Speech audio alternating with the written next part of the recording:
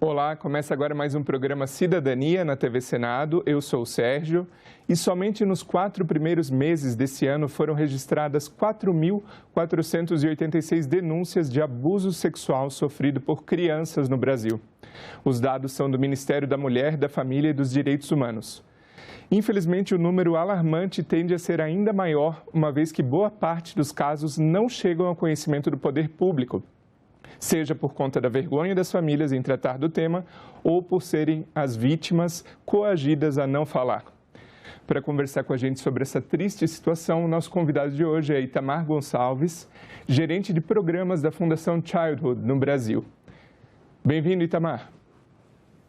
Obrigado. Prazer estar com vocês e participando aqui do programa Cidadania. Itamar, começa então contando para a nossa audiência aqui no Cidadania qual que é o conceito, o que define pedofilia? Infelizmente, é um conceito que é utilizado de forma bastante exagerada e erroneamente na sociedade, principalmente muitas vezes pela mídia, né? Porque a pedofilia, ela é, na verdade, e isso também foi bastante divulgado, né? Uma doença, né? Só que as pessoas utilizam pedofilia como se fosse o cometimento do ato sexual. Então, o crime, na verdade, não é você ser pedófilo, mas é você cometer o ato sexual contra crianças, né? E por que eu digo que esse conceito ele é utilizado de forma errada, né? Porque se você está falando de crianças, né? Crianças, segundo o Estatuto da Criança e do Adolescente, né? E esse conceito, inclusive, ele foi desenvolvido para atingir, inclusive, somente a primeira infância e não a segunda infância. Então, até 6 anos, né? Até 7 anos, né? Você pode considerar quando a pessoa comete um crime contra a criança, pode-se buscar essa terminologia como sendo um pedófilo, né? Acima dessa idade, né, e principalmente com os adolescentes, na mesma proporção, seria o efebófilo, que é adultos que cometem crimes contra adolescentes, né? Mas, veja só é um crime não o desejo, né? Só é um crime quando ele comete o ato efetivamente, quando ele pratica a ação, né? O ato sexual contra crianças e adolescentes. E aí, parametrado pela nova legislação, né, pela proteção de crianças e adolescentes, tanto o Estatuto da Criança e do Adolescente, como a lei que fala do estupro de vulnerável. Então, mesmo sem o contato físico, né, as pessoas cometem um crime, né, de violência sexual contra crianças e adolescentes, encaixado aí nessa legislação, né, nesse guarda-chuva que ampara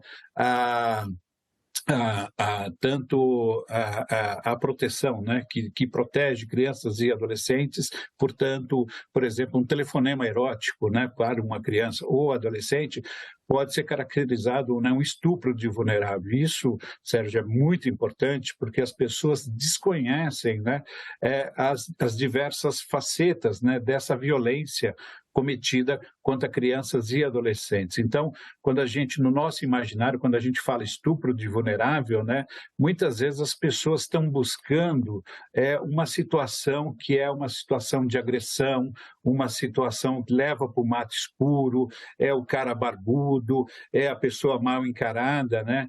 E os números, infelizmente, eles nos mostram que as pessoas que cometem crimes sexuais contra crianças e adolescentes são pessoas acima de qualquer suspeitas, né? Aquele cidadão com emprego, né? Muitas vezes com uma boa renda, né?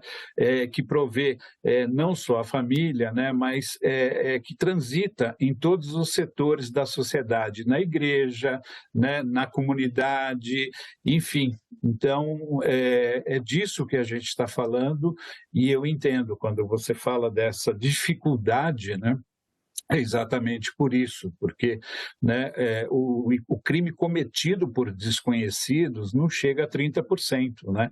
O restante, né, portanto, os 80, 70, 80% são pessoas conhecidas, são pessoas que transitam na família, né, e que, portanto, a criança depositou ali uma relação de confiança. E falando sobre essa questão de pessoas próximas, né, que cometem esse tipo de ato, às vezes pessoas da família, pessoas bem próximas, ou que amigos que frequentam a casa. Como fazer, como os pais fazerem para blindar essa criança, né, desse tipo de ato? Então, assim, qual que seria o limite da superproteção versus o cuidado, né, blindagem dessa criança para não ser vítima de pedofilia? Olha, a gente costuma dizer que a questão da prevenção, ela é a forma mais econômica, eficiente, eficaz, né, e abrangente na proteção de crianças e adolescentes, né? Por que isso, né? A gente está falando de uma realidade onde, bom, o nosso Estatuto da Criança e do Adolescente, ele completou 32 anos, né? Que tem, inclusive, um capítulo bastante significativo no âmbito da proteção, que é a proteção especial para crianças e adolescentes, né? Mas olha só que dura realidade que a gente enfrenta no país, né? Nesses 32 anos, né, o único indicador, né, ou pelo menos um dos únicos indicadores, né, que a gente não conseguiu diminuir foi o do abuso e da exploração sexual contra crianças e adolescentes. Então, estou comparando isso com mortalidade infantil, estou comparando acesso à educação, estou comparando a trabalho infantil, todos esses números a gente conseguiu, através de programas, projetos, diminuir com políticas de Estado, né, enfrentar essas outras situações, né? No caso da violência sexual, do abuso e da exploração, bom, primeiro que as pessoas têm muita dificuldade, é um tabu muito grande você falar de sexualidade, falar em educação sexual com crianças e adolescentes, né? Porque as pessoas ainda acham que falar de sexualidade é você ensinar crianças e adolescentes a terem relação, né? Sendo que a relação sexual ela é apenas um, né, dos componentes aí desse campo da sexualidade. Então, a prevenção com a autoproteção, ela pode iniciar, por exemplo, dentro de casa, você ensinando a criança quais são as partes do corpo, quais são as partes privadas do corpo, né, quem é que pode, como é que se dá a higiene dessas partes que são privadas do corpo e por aí em diante, até os adolescentes, né, com as doenças sexualmente transmissíveis, com a gravidez na adolescência, etc. Então, para nós, né, essa cultura, né, primeiro que a gente tem que modificar a nossa cultura e instalar, Sérgio, na nossa sociedade uma cultura de proteção a crianças e adolescentes, né? Infelizmente, né, como a gente disse, né, como a gente estava falando, quer dizer, esse crime, se a criança não falar, ninguém vai saber, porque ele é um crime que acontece entre quatro paredes, né? Então, e muitas das vezes, né, a criança, ela só vai descobrir muitos anos depois que ela estava sendo vítima de uma violência, né? Então, você fazer um trabalho de educação sexual, você fazer um trabalho ensinando a criança autodefesa, autoproteção, a gente pode assim também chamar, você vai empoderar essa criança, porque as pesquisas também nos indicam que muitas vezes a criança, quando ela fala não, eu não aceito, eu não quero, né, eu vou contar o que está acontecendo para outro adulto, que seja referência dessa criança, inibe esse ato, essa violência, esse abuso sexual que poderia acontecer dentro da casa da criança ou no espaço que ela costuma frequentar. Então, é extremamente estratégico, né, e eficaz a gente trabalhar com a criança, né, essa noção de autoproteção e que ela pode dizer não e que ela pode se sentir confiável, né, em revelar e buscar ajuda por exemplo, da pessoa que está orientando para isso, né? Porque outra situação que acontece bastante é que a criança, ela acaba se sentindo culpada, ela acaba se sentindo que não vai ser escutada, ela tem medo, ela sofre uma pressão social, muitas vezes, desse adulto que comete o abuso sexual, ameaçando a ela e às outras pessoas da família. Então, tudo isso, né, está dentro dessa noção de prevenção, de como é que você pode encaminhar e de onde você pode buscar ajuda.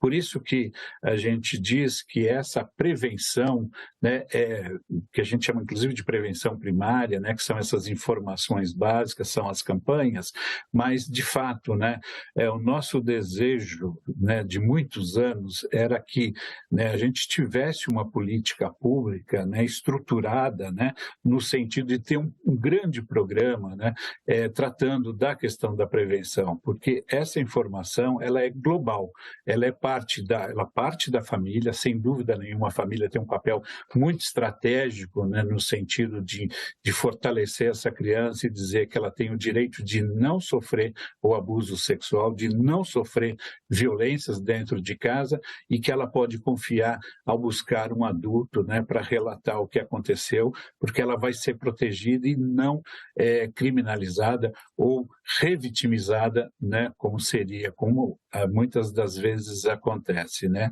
E o outro setor que eu acho bastante estratégico é o setor da educação, né? É o papel da escola também nesse sentido de trazer informações, de levar campanhas, de ter atividades, né, que possam ser transversais ali no currículo da criança e do adolescente. Por quê?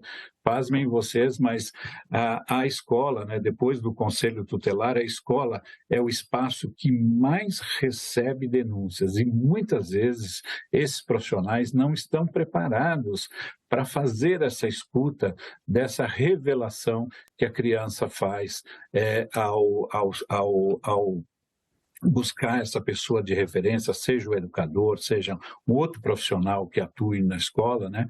Muitas vezes esses quadros também não estão preparados, mas os números, né?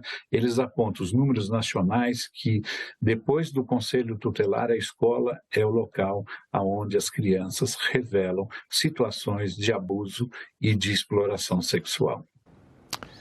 E falando nessa situação do adulto referência que recebe esse tipo de informação, como essa pessoa deve agir? Esse adulto que está ouvindo da criança, até do adolescente, ouvindo essa história, como deve agir essa pessoa com essa criança, com esse adolescente, para manter uma calma, manter um clima ameno, né, e de segurança para essa criança?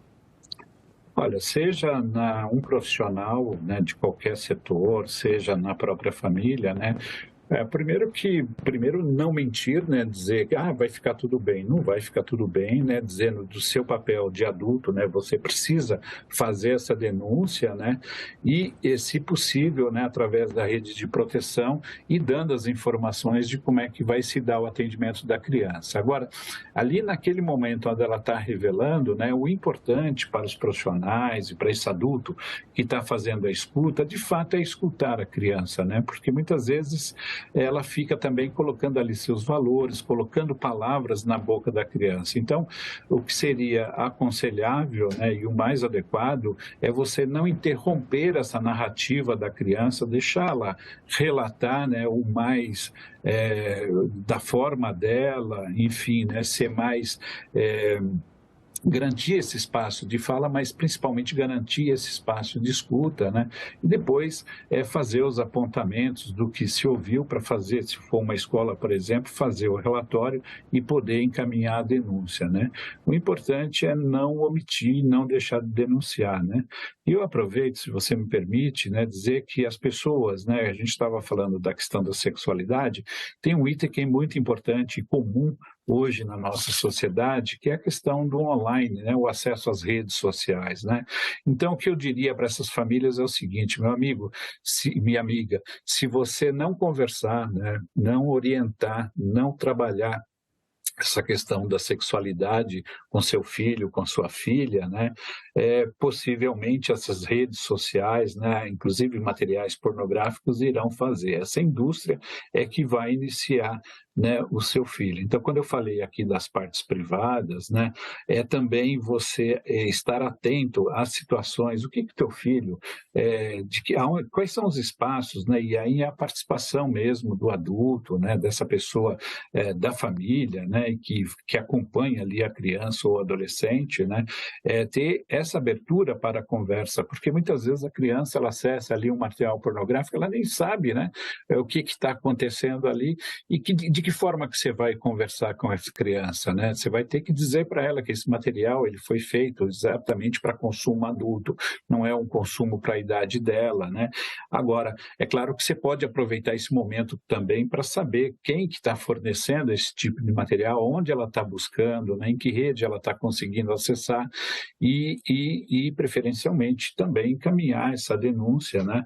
De que esse material está sendo vazado, né? Isso é importante, Sérgio, porque muitas vezes as crianças, né, nos próprios chats, né, a gente sabe de muitos casos, né, e não é conto da carochinha, né, de crianças e adolescentes que acabam marcando, inclusive, encontro com adultos, né, através desses canais. Então, o melhor trabalho, né, é a prevenção, né, e se for adulto, né, e se for um adolescente, claro que você pode, inclusive, iniciar para conversar outros temas, na questão de gênero, né, como é que as mulheres, principalmente, são tratadas nessas relações, a ideia, né, de um corpo belo, né, como é que é isso na relação, a ideia de prazer, né, infindável, né, e todas as situações que esses materiais, né, produzido para um público adulto, né? E aí eu não estou questionando isso, mas eles são produzidos para um público adulto que consegue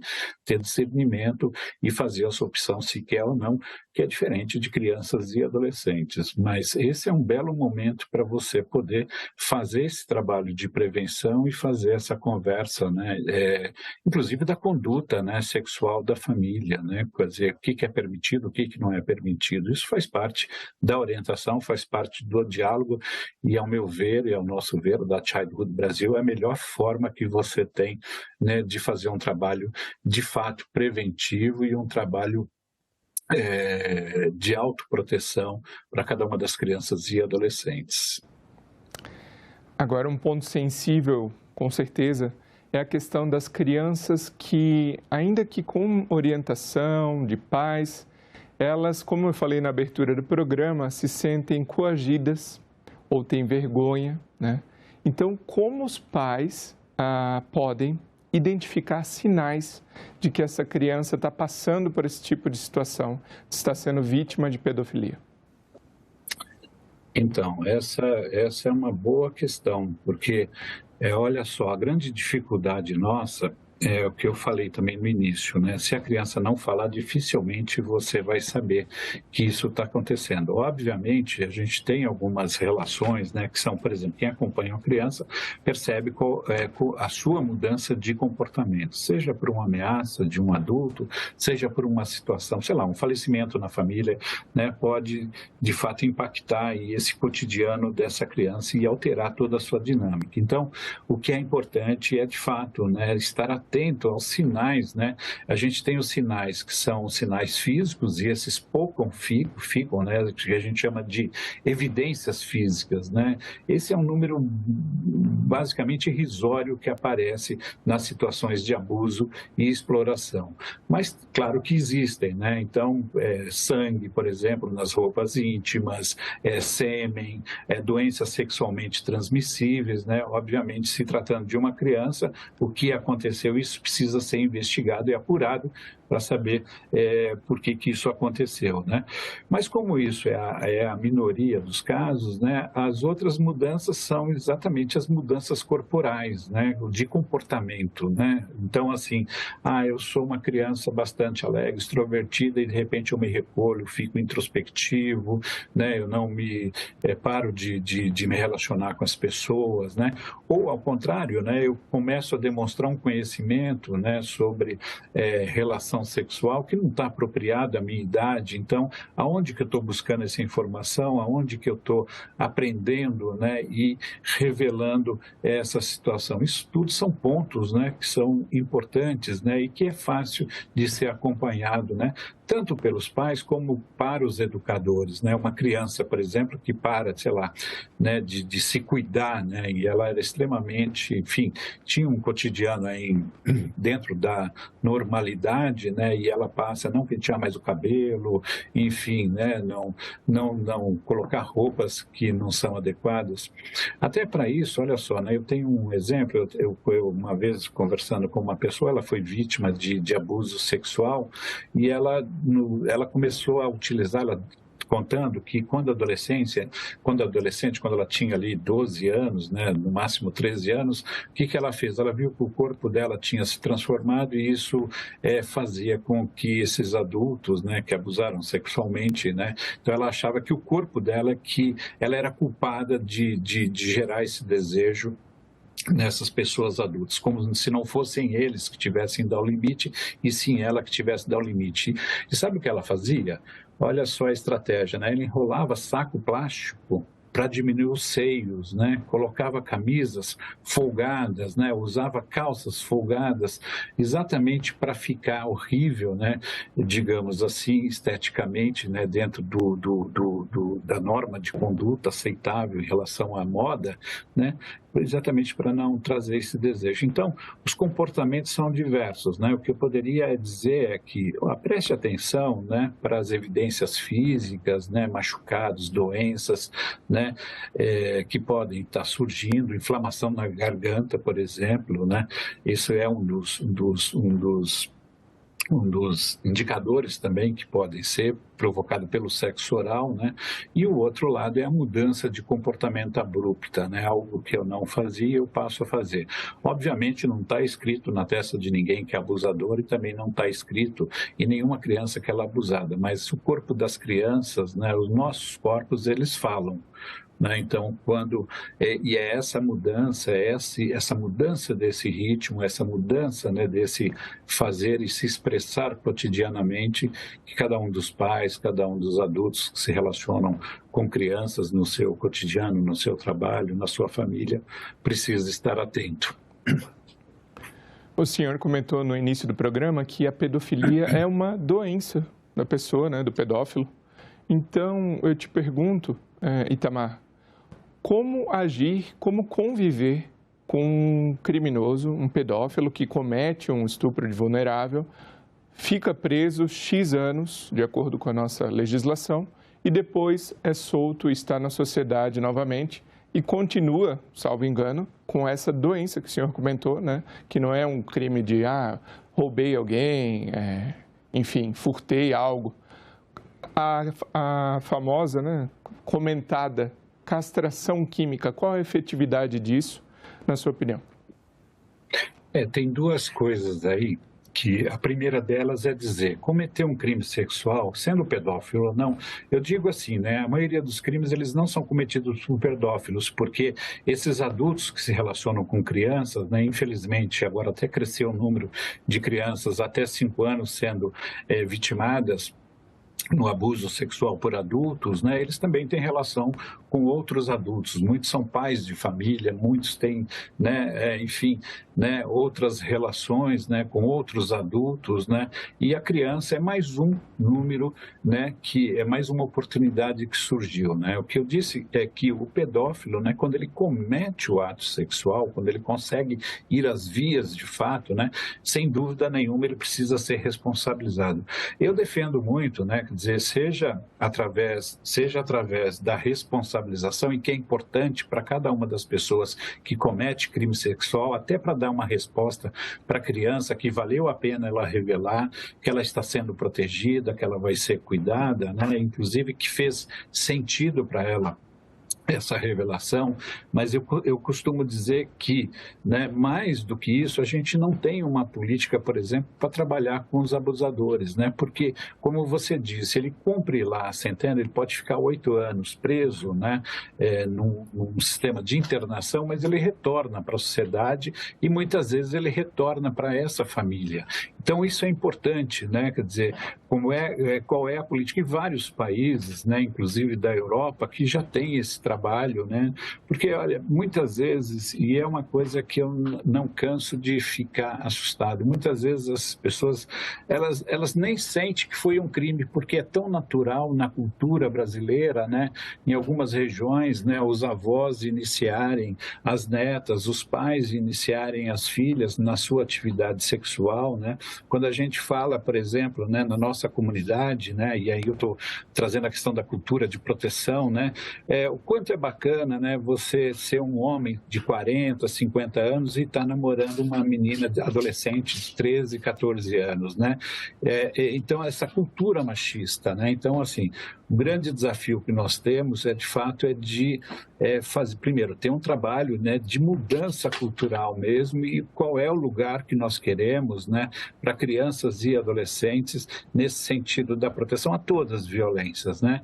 A outra situação é a castração química, se a gente está falando de um pedófilo, né, e que praticou o ato sexual, portanto, cometeu um crime, né? Imagina o seguinte, né, a fantasia está na cabeça dele, está no desejo dele, né? Então, o fato de você castrar quimicamente, você não vai tirar esse desejo. Então, não significa, por exemplo, que o pênis seja o único instrumento para saciar esse desejo dele, né? Então, eu não vejo, de fato, né, que isso possa ser uma boa solução, a não ser que, né, se a gente sabe que a maioria, né, não é pedófilo, né, são pessoas que se relacionam com todas as faixas etárias e prioritariamente, né, se tiverem crianças e adolescentes, eles vão buscar essas, por serem mais desprotegidos, né, e estarem sob a influência, seja da pressão, né, que é feita, a pressão social que é feita em cima das crianças, pressão psicológica, né, a qual elas são vítimas também nesse processo. Então, eu acho que o mais eficiente nosso seria, de fato, a gente ter uma política, né, de fato, trabalhar com esses abusadores, né, de que é um crime, que eles foram responsabilizados e inverter essa cultura, né, de que é bacana você sair com menininha, né, que significa que você é o macho, que você é o potente, que você é o cara, né. Então, eu acho que esse é um grande desafio mesmo. Eu diria que para você que essa mudança de cultura é a que me deixa mais espantado, né? Eu acabei de vir de um município onde o maior número de estupradores, de adultos que cometem violência, o abuso sexual contra crianças e adolescentes são os avós paternos, são os avós homens, são o avô homem. É o maior número, por exemplo, o maior não, mas ele estaria em segundo lá junto com o padrasto, enfim. Queria agradecer pela presença no Cidadania, Itamar Gonçalves, e o meu muito obrigado a você que nos prestigia com a sua audiência. Essa entrevista e todos os nossos outros programas já estão disponíveis para você rever ou compartilhar no nosso site senado.leg.br/tv ou então pelo nosso canal no YouTube. Aproveite e se inscreve lá e ativa o sininho para receber as notificações. Obrigado e até o próximo Cidadania. Um abraço.